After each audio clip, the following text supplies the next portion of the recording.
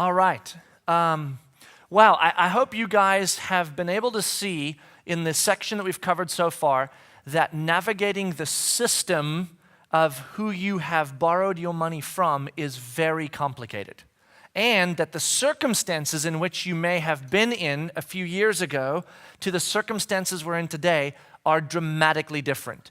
And it is really because of those two realities that we are here tonight walking through what it looks like to manage, to navigate, and to negotiate, to lead to forgiveness of debt, to pay back debt. That's kind of why we're here.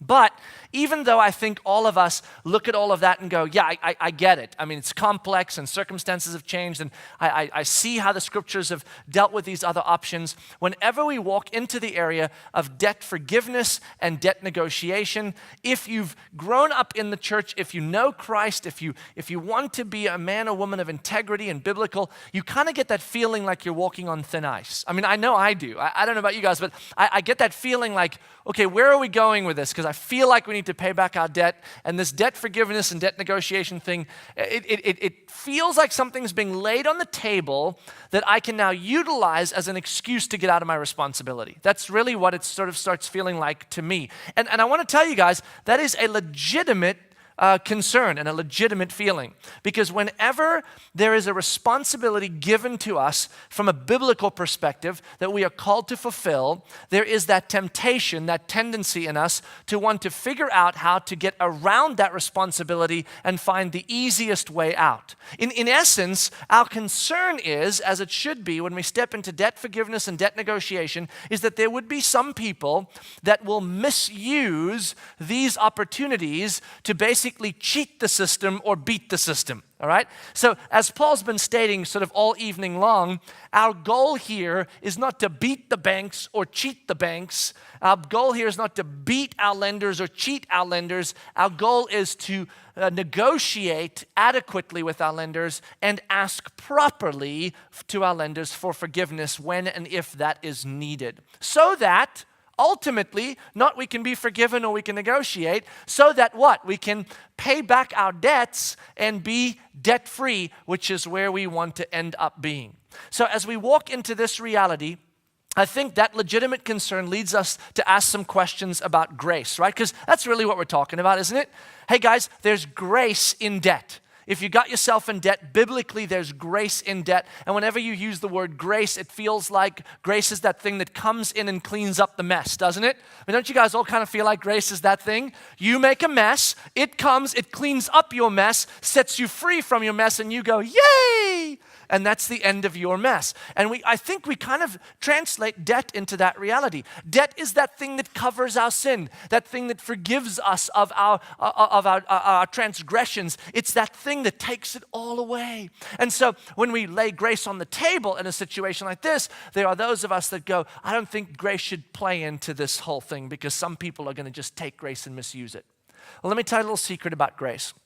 If you're here tonight, or you're concerned that some here tonight or others that hear this will misuse grace to beat or cheat the system, let me tell you they will. I have no doubt. I have no doubt after tonight, some people will take the information Paul's about to bring to the table on how to handle all this stuff, and they'll use it just to get out of plain, standard, basic responsibility. They will utilize grace to clean up a mess they've made so they can be free from the mess and go do it all over again. And if they do that, if you do that, then you will have grossly misunderstood the reality of biblical grace. Because biblical grace is not primarily or exclusively the mess cleaner upper. That's not what it is. Grace doesn't come to clean up our mess so we can go and do it again. As a matter of fact, people that understand grace that way oftentimes find themselves on a massive roller coaster ride. Probably the best example we have of that is the story of the nation of Israel throughout the Old Testament, right? The nation of Israel came to God. God gave them commands. He told them how to do certain things. They went and did those things, and then they got tired of doing it God's way, so they did it their way, right? And what did their way lead to? A big mess. They got themselves in bondage. Does that sound like debt to you? We do it our way instead of God's way. We get into a big mess, and we're in bondage. And then what would God do? He would come and he would rescue his people with grace. He would call them back into right relationship with him. He would call them back into freedom. And he would basically wipe out, in many ways, the mess that they made. You know what Israel would do? They would go, yeah! And they would go back to living their way, and they would get themselves back in a mess. And when they were in a mess, guess what they'd do? They'd come to God and they'd say, oh God, please, can you show us grace? And we've got this house and we'll never do it again. This is terrible. We totally get it now. And God would come and he would rescue them. And what would they do? Yes! And they'd go back to living their way. And the cycle just continued over and over again. That is a gross misunderstanding of the intention of grace when it is given. As we actually watch grace unfold and we see grace unfold, we begin to see grace in a whole different light as it's unpacked through Christ and through the authors of the New Testament. And I want to start with you in the book of Ephesians. I'm going to just read a couple of quick passages for you, and then I'm going to bring Paul back up here to show us how we can really navigate this system. Ephesians chapter 2 and verse 1, we read these words. And you were dead in the the trespasses and sins in which you once walked, following the course of this world, following the prince of the power of the air, the spirit that is now at work in the sons of disobedience. Does that sound like a good thing to you guys? Yikes, that's ugly. Among whom we all once lived listen to this, I love this, in the passions of our flesh, carrying out the desires of the body and the mind, and we were by nature children of wrath like the rest of mankind. That is like a massive mess, okay?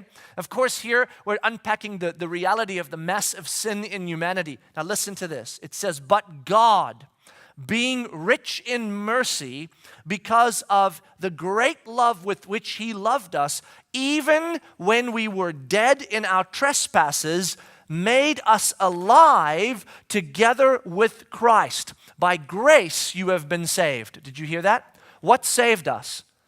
Grace. And what did the grace do? Did the grace simply clean up the mess? No. The grace is what took what was dead and bound and dark and made it alive and free and light. Do you see that? Grace actually calls us out of bondage, out of death, out of darkness, into freedom, into light, into life. It is not a cleaning up of a mess. It is an invitation into beauty and wonder. Listen to this. It's unpacked in Romans chapter 6. I want to read this to you real quick. Paul is writing here, and he writes this in Romans chapter 6. Let me just get there for a second and read this to you. Romans chapter 6, starting in verse 12, it says this. Let not sin, therefore, reign in your mortal body to make you obey its passions. Do not present your members to sin as instruments for unrighteousness, but present yourselves to God as those who have been brought from death to life, and your members to God as instruments for righteousness. Now listen, for sin will have no dominion over you, since you are not under law, but under grace. Did you hear that? Did that have anything to do with cleaning up a mess? Or getting you free from something that you can do it again? No. Grace here is that beautiful reality that has called you into new life, into new freedom, into new reality where you can now live in that newness. And because you recognize the past and go, wow, that was a mess, grace says, let's not do that again. That was really dumb. Okay, listen to this in the book of Colossians chapter 3. Let me read this. Last passage I'm going to read here. There's so many more, but this one puts it beautifully. In Colossians chapter 3, starting in verse 1, it says, if then you have been raised with Christ, seek the things that are above where Christ is seated at the right hand of God. Set your minds on things that are above, not on things that are on earth. For you have died, and your life is hidden with Christ in God. When Christ, who is your life, appears, then you will also appear with him in glory. Do you see what this call is that's given to us? It's a call into grace to say that when grace comes and makes you alive and sets you free, then you are to live in that freedom. You are to live in that new reality. You are called to that end. We are here today not to give you an opportunity to escape your responsibility and be rescued by grace so that you can be free of the bondage of the mess you've made so you can just go and do it all over again. If you take grace in that light, if you take the things Paul is about to unpack and use them to beat the system, to cheat the system, to get around it, and to shirk your responsibilities as a Christ follower, you can do that. You can, believe it or not. And when you do that, when you're all said and done, nothing will have transformed in here. Nothing will have changed up here. And this is what you're going to do. You're going to buy right back into the lies you bought into in the first place, and you're just going to get yourself right back into debt some other way. I know, because I sit with people week after week that are in this cycle. And as God shows them freedom, they walk into it only to walk their way right back into bondage. The heart that we have here tonight, the heart that we have in breaking free, is that you would be able to recognize that if you are in a position where you look at the next 5, 10, 15, 20, 25 years of your life, and you go, I'm going to be bound by debt for the next 25 years of my life because I bought a house at the height and it's now half of what it's worth, and I'm in this mess, or I got into things, I bought into ideas and lies I shouldn't have, I got credit card debt and other stuff going, and now I'm stuck, and if I'm going to be biblical and I'm going to be godly, I got to pay this back dollar for dollar. So for the next 25 years of my life, I'm going to deal with this mess because that's what I deserve. Then you also don't understand grace. Then you are living under a self-righteousness and a legalism that is driving you to live in bondage for 20 years instead of living with a glorious story of God's redemption and freedom that you can tell to the world day in and day out as you describe to them the reality of grace, not just in an eternal sense, but in a very tangible, real, daily, everyday sense. What would it be like to be able to walk to people and say, man, I was bound by debt. Yes, I was. I was bound by debt because I made some bad choices and because lots of big things changed, and that combination left me in a 20 to 30 year journey of debt. But because of God's gracious and loving wonder, He gave me the opportunity to negotiate and to ask for forgiveness, and that was done, and I am free of debt now, and I've learned something. What did God say about debt in the first place? Don't get into it. So guess what I'm going to do? I'm going to do what the Bible calls me to, and I'm going to take grace for what it is, an invitation into new life, an invitation into new freedom, an invitation into a new way of pursuing God, and I'm going to live debt-free. That's what I'm going to do. And you know what that's going to mean? I can't have that nice new shiny car, and I can't have that nice new big house, and I can't have the white picket fence anytime I want it. I can have what I've been provided for, and I can live below my means. Do you know that in this world that we live in, that is actually possible? Do you know that? I have the unique privilege, and this isn't a self-righteous statement at all. This just happens to be one of those things that happened. 15 years ago when I got married, my wife and I, we have 4 children. We're adopting 4 children from Ethiopia. We're going to have 8 kids. And 15 years ago when we came together in marriage, one of the things we decided then was, since the Bible says we shouldn't have debt, we are going to make sure that we follow the biblical processes carefully. We never had a car payment. We never did the credit card thing. We just didn't do those things, which meant we lived way below all of our other neat friends that were around us. But you know what? Here, 15 years later, I can tell you what it's like to live debt-free for 15 years. It's an amazing freedom. It is unbelievable. And yes, some of you guys did that, and then you bought a house 5 years ago, and that's why we're here. That's why we're here, to set us free from some of those things that happen in the reality of the cycles of this planet, so that we can continue to say living debt-free is such freedom, such extraordinary freedom, that you want to do it. Our heart and our prayer for you is this, that you will take the grace God is offering tonight, that you will take it seriously, and at the very least, that you would leave here, if you're in debt, at least saying, I'm going to give myself the opportunity to see what my options are in negotiation and forgiveness. At least that. You don't have to jump on them. You can choose to say, God is calling me uniquely to just pay back my debt, and we would be the first to tell you, then do that. Because God does that sometimes. But don't just assume that. And then, once you walk into the grace given, invited into the freedom from debt, oh God, I hope for you, I pray for you guys, that you would walk into debt-free living and stay there. Because if you do that, you will have seen grace for what it was, an invitation into new life. You will have utilized it well, and you will have a story of great redemption as you tell your story to those around you. This is what God does. This is how he rescues, and this is why he rescues. And when he does, he calls me into righteousness to live free in him by following the commands he gives us. May this room be a room of people that if you're not in debt, you'll stay out. And if you're in debt, you'll take God's grace to get out of debt appropriately and then stay out of debt. Because that is the American way, not the biblical way. The American dream tells you you deserve everything everybody else has. The American dream is lying to you. I just want to tell you. It's not a bad thing. It's just telling you a lie. Biblically, God says, I will provide for you exactly what you need. Live within the means I give you. Let us live that life, because that life is freedom beyond your wildest imagination. May grace set you free tonight.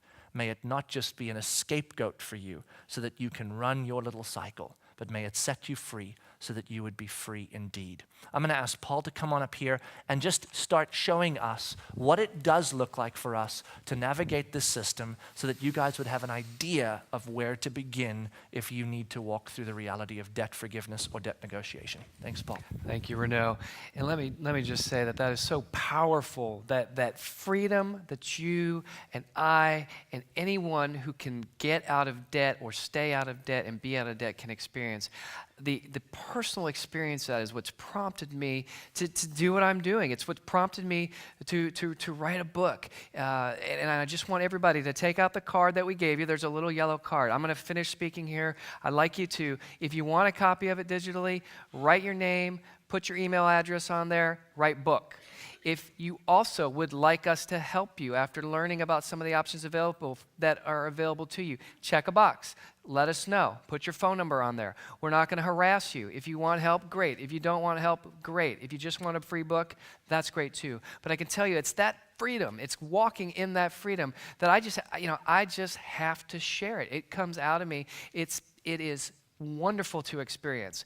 And I have felt the heaviness of going through a debt crisis. I have felt the wrenching of the transformation through that process, and I have felt the freedom from that process. And I can tell you, I don't ever want to go back.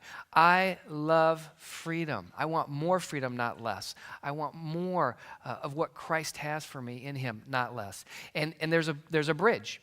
There's freedom over there, and there was me right here. And the only way that I could get to freedom was to do something, was to take practical steps to enter into negotiation. You know, the freedom that was there for me wasn't going to be had over a period of 30 years at 8%. It just wasn't possible. Some people may say, you know what? You need to just stay stuck in this for the next 30 years, and that is going to be, at the end of the day, God's testament of greatness in your life. And that God may call you to that. But for so many of us, either that's just not practical, okay? Or there is an alternative potential approach to negotiate your debts where your creditor says, you know what? Yeah, that's fine. I'll take that deal.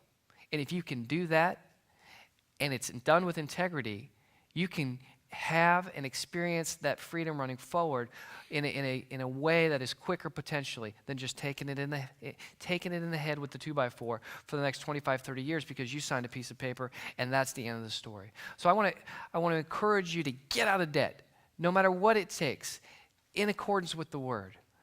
However God leads you to do that. Focus on the heart transformation that he's going to ring through that process, and listen to him. He will speak to you. He will lead you. He will tell you, yes, I want you to handle this way.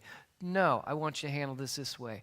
Listen to him and interact with him. It's that intimacy that you can experience. And really, that's the journey. That's the transformation that's so much bigger than getting out of debt and experiencing the freedom or not. It's Christ himself coming into your life, speaking into your life, giving you concrete direction that you can move forward with. And it's so exciting and so refreshing. So I encourage you, to check out the book, because the book talks a lot about the fears that hold us back. There's a lot of baggage in our culture. There's a lot of baggage in our psyche that may hold us back from experiencing the truth. And we know that it's it's the lies that keep us from believing the truth and walking in the freedom of that. So we're going to talk quickly on a few ways that we can address this debt crisis practically, okay? Foreclosure defense is one. You know, I joke often, I say, foreclosure defense really isn't a strategy. You know, foreclosure rather, isn't a strategy. It's something that happens to you. People go, well, should I do foreclosure or should I do, a short sale? I'm like, you don't choose to do foreclosure. You get sued because you don't pay your bill. The foreclosure happens to you. It's not a box you check, okay, along the options of how to deal with your debt. Foreclosure, is in part caused by a lot of these mortgages that are resetting. We're right at the peak, the top of that chart, with respect to the volume of resetting mortgages. That means your mortgage was barely affordable, now it's unaffordable. Boom, you can't pay, you're going into foreclosure. This just means there's a whole lot more paper to move through the system. We're not getting out of this anytime immediately. Some estimates are 7 million units that are sitting out there between missing a payment and sitting on the bank's balance sheet. The property market is not going to catapult, in the next year or two, simply because supply and demand dictates that can't happen. This is another graph that just shows that, the foreclosure mess is unparalleled with our history of data. It is the worst on record, and I don't need really to share that with you. I think we all know that it is the worst on record. This just shows kind of by counties, and metropolitan areas. It happens that we are one of the top 3 affected communities, often by various metrics in this crisis. Southern California, Phoenix, Vegas, Central Florida are the hotspots for this problem. This is the foreclosure maze. This is another easy, chart to read that explains to you, how the foreclosure process works. It's because of this mess that we have an opportunity to get in there and grind this thing to a halt so that you have a chance to negotiate with your lender on a little bit more even playing field. We are not getting anybody a house for free. There's the urban myths and the internet folklore where people get a house for free, because somebody, dropped a piece of paper on the way to the office one day and they can't find the note. Well, look, there's cases out there that are extreme, but nobody's getting a house for free, okay? It just doesn't make, it doesn't make sense. It's not a practical result. But we can get in there and we can grind this thing down so that it's way cheaper for the bank to deal with you than to foreclose on you. It costs $40,000, $50,000 for a bank to go through this process. It could take years. We have clients that have been in their home for years. And the reason is because they can't find the paperwork, or the paperwork has been transferred and it's not been documented correctly, or any number of things that make for a difficult foreclosure case. You can step into this process and get a good negotiation. Some of the best results we've ever gotten for clients, and I was just at one today, is a mediation in a foreclosure context, where we sit across the table from the other side and we say, look, my folks are good folks. They don't want to be here. You don't want to be here. This is stupid. It's going to cost you way more money to keep going in this direction than to do something sensible and to work out something reasonable. And the light comes on. You get somebody that's not in India. They actually are a breathing human being with the authority to make a decision. And they can say, you know what, that makes the most sense. We'll do that. So for the foreclosure process and mediating in it can often provide a better result than just banging your head against the wall with the lender. It doesn't mean you want to rush into foreclosure. It just means that it can be practical as a tool to level the playing field and to have a forum for actually a better result than you might otherwise get. Keep going. We already looked at that one.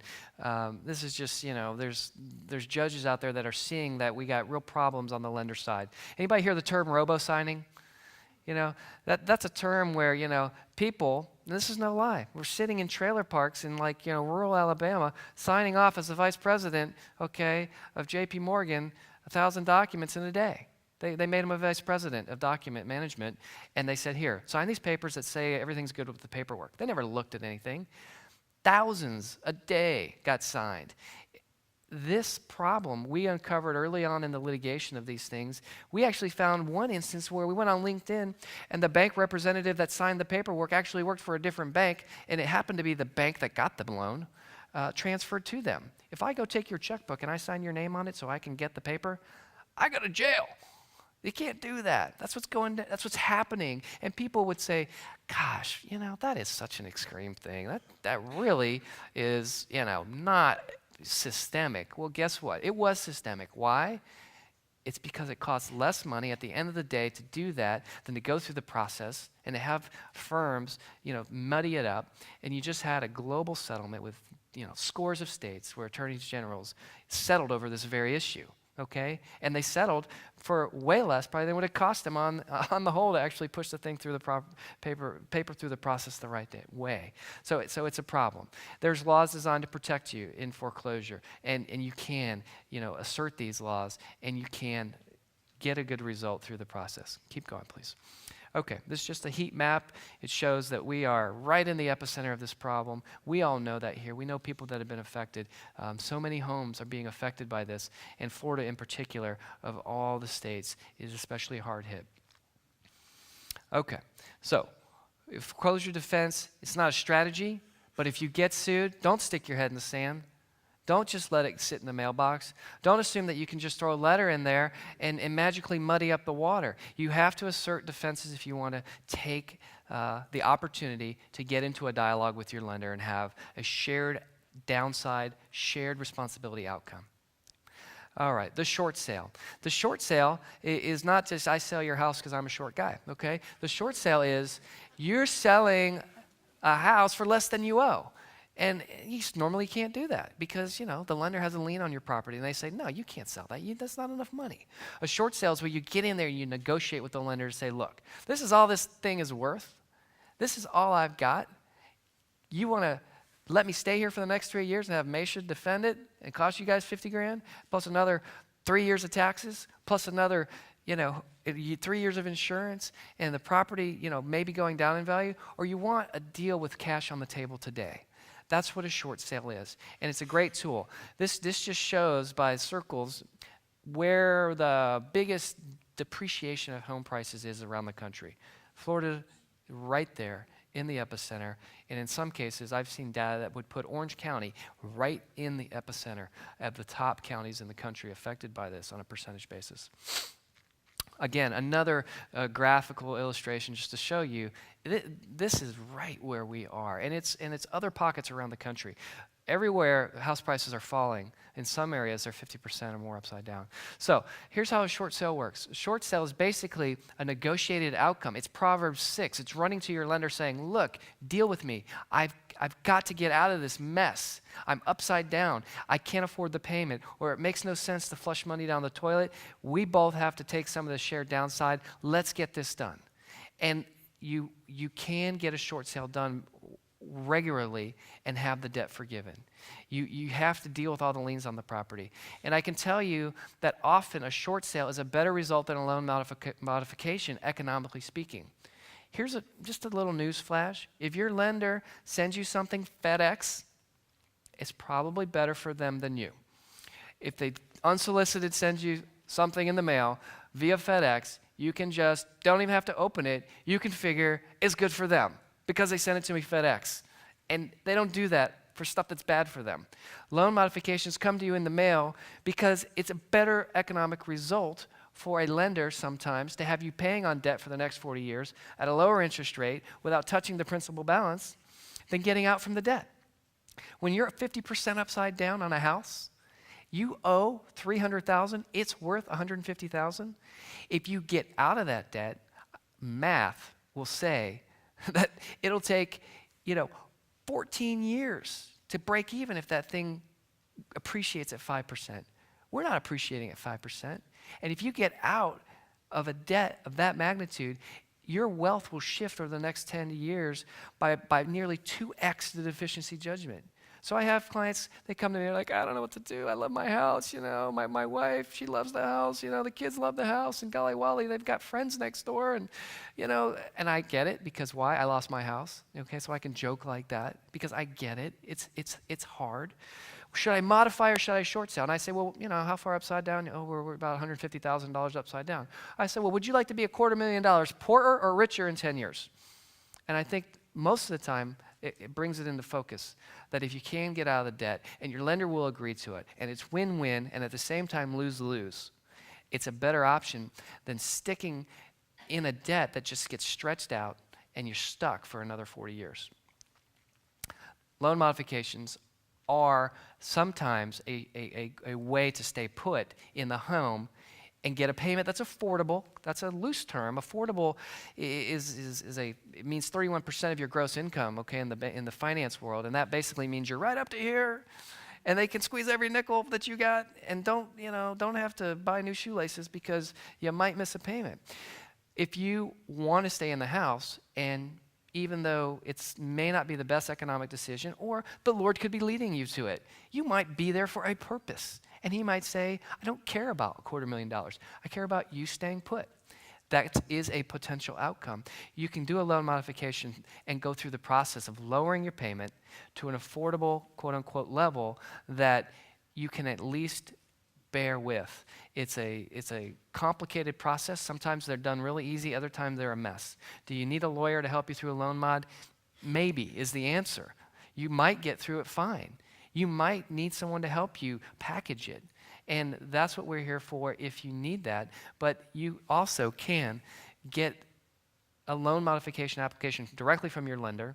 You can work with a group like Rama Solutions to, at no cost, evaluate this option. It's not something that you have to absolutely have counsel with, although you need to understand all the implications through the process. You are likely not going to get a balance written off in a loan modification. Most loan modifications don't result in principal forgiveness. They just stretch out your debt. Some loan modifications, you're going to need counsel to get in there and negotiate because it's not going to be as easy as you think. If you try the government program, you get one shot. If you blow it, you're done. So if you're going for a government loan modification, I suggest you work with somebody that knows what they're doing. Go ahead. Okay, deed in lieu of foreclosure. That's like, send the keys in the mail to the lender. It's when you give the property back and they stop coming after you. Most deed in lieu of foreclosures involve the lender saying, we forgive you for the rest. But you have to make sure you negotiate that. You also have to make sure with junior mortgages and second mortgages that they're also taken care of. You can't do a deed in lieu when the second mortgage or the judgment creditor doesn't agree to the whole thing. It's an option for getting out of the debt, kind of like a short sale, but most banks want you to try to sell the house first. They rather have a check instead of a project. They don't want the property. They're not in the property sale business, okay? So they would likely most, if not all, make you try to sell it for a period of time before you can do this. Some will let you do a deed in lieu right out of the chute, so you can check with that with your lender. Okay, settling unsecured debt. These are the credit cards, medical bills, the stuff that can get up to 30% overnight, because you missed a payment. The stuff that, you probably paid back already, just by paying on it for 3 or 4 years at the interest rate you're paying on. This type of debt, you can settle at pennies on the dollar. You can negotiate with your creditor and say, you know what? I am not paying this debt anymore. I have some money. If you would like it, I will give it to you. It's 15 cents on the dollar. If you don't want it, that's okay, but I don't have the resources to keep on with this relationship. Many debts can be settled in that range of 15 to 50 cents on the dollar. Sometimes you'll get unsolicited offers from a creditor. Sometimes you need to negotiate. Sometimes you need help negotiating if you're not wired for that. Be careful in this space. There's a lot of scam artists in the debt settlement space. They will take your money up front. They will put you on an affordable payment. They'll say, do this for 5 years and you'll save up 50 cents on the dollar and we will take care of your debt. And oh, by the way, for the first 10 or 12 months, that has to go to our fee because we need to get paid. Well, you end up paying them for 10, 12 months. You don't get a nickel put away towards your debt settlement purposes. Creditors start suing you and you got no money to do anything with. And you're out all that money to the debt settlement company. There's a lot of scams out there. If you're going to work with somebody who may take some money for some work, but not the whole enchilada of their fee until something is settled. And so that's important to do that. It's also important, if you're going to do that, to do it with an attorney that can put that money in a trust account that's protected and regulated by a licensure group like the Florida Bar. Otherwise, the company can just skate with your money, and they're supposed to be saving it for you, and it's gone. If you're working with an attorney, and they're not billing you right up front for all of the work, even though it's not all done and you're not ready to settle, then you could be building up a cushion that would help you in life anyway. And you can tell that attorney, give me my money back, please, because life happened, the car broke, braces are needed, we're not going to do this, we need our money back, and you can still get a good, large portion of your money back. Bankruptcy. I could have swore it was a 4-letter word. Look, bankruptcy is the last option. You know, Renaud talks about forgiveness as one of the options. Bankruptcy is in our Constitution as a means of forgiveness, and it's extracted from the Bible. It is not something you rush into haphazardly. It is not a preferred option. It is, for some, may not even be something that the Lord would lead you to do, even though you qualify. But it's not a 4-letter word. It is in our Constitution because debtor's prison was a real place where people used to go when they didn't pay back. And there are parameters. There are rules that say you can't just be a superfluous, high-income person and a lot of consumer debt and just think you're going to get out of bankruptcy. It's set up to kind of follow a paradigm of you deserve forgiveness. You deserve a fresh start. You can experience grace and don't come back to this situation. So it can be an option for you.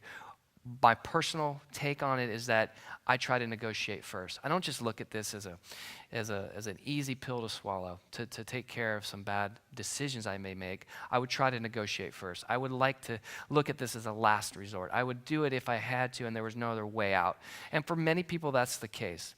For other people, if you deal with a short sale and you get rid of the largest debt in your portfolio, that 800-pound gorilla in your debt room, you free up cash and you can deal with the credit cards maybe, and you can save up and settle them at 50, 30, 15 cents on the dollar. You can avoid bankruptcy potentially.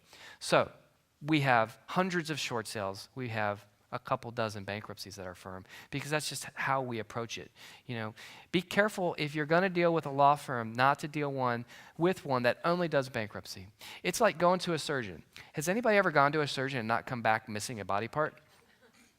Yeah, because that's what they do. They take out knives and they whack you. That's their job. And if you go to them, that's going to be the solution, guaranteed, end of story. We need to whack that off. You've got a problem. Well, that's what the bankruptcy-only lawyer would do. They say, oh, but you need to do bankruptcy. It'll get rid of the debt. Yeah, it might, but it might not be the best way. So just be sure that you get holistic counsel from somebody who looks at your situation entirely and can provide you a range of options. And they don't have to make their mortgage payments by getting you to do bankruptcy only, okay? Okay. That was a lot of information to digest, okay? We would encourage you to take the tools that we've given you and to take the scripture that we've provided for you.